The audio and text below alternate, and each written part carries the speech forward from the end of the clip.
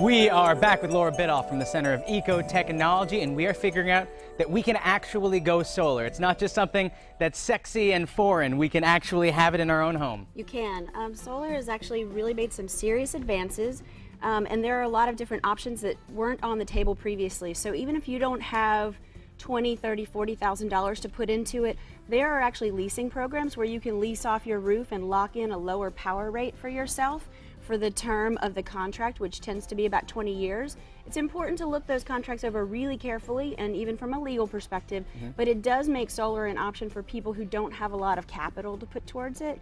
But again, as we talked about before, the thing that makes solar the most affordable is by far reducing your load so that the system that you have is sized appropriately for your needs. That's true, because you don't want something that produces well more than you need, because if you can't sell it back to the grid, then it just goes to waste. Exactly. So the first step, once again, reduce your load, and you can do it by changing the bulbs in your house. And I think it's worth noting, we talked about it earlier, those squiggly bulbs that everybody hates, they're nice now. They're made a lot better, so there's no excuse. There is no excuse. And the other no excuse reason is that because we have a residential efficiency program in Massachusetts that actually helps you install all these bulbs into your house for free.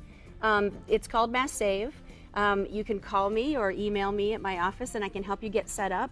A very nice perk is that right now there is a pilot running to extend what you get from Mass Save. It's called Home MPG, which does stand for miles per gallon. I didn't see that coming, because you wouldn't have thought that your home could be a vessel. But yeah, it's the home and a little gas tank. It's a home in miles per gallon. And the whole concept is that how can we make your home need less energy, which is very important for solar. You can't even access the maximum incentives for putting solar in Massachusetts if you don't first get an assessment through one of these two programs. Now, how can one go about getting information that they need to help really reduce their load and save some money? Well, this is absolutely a good first step, because they're going to go through your house and look for opportunities to save energy.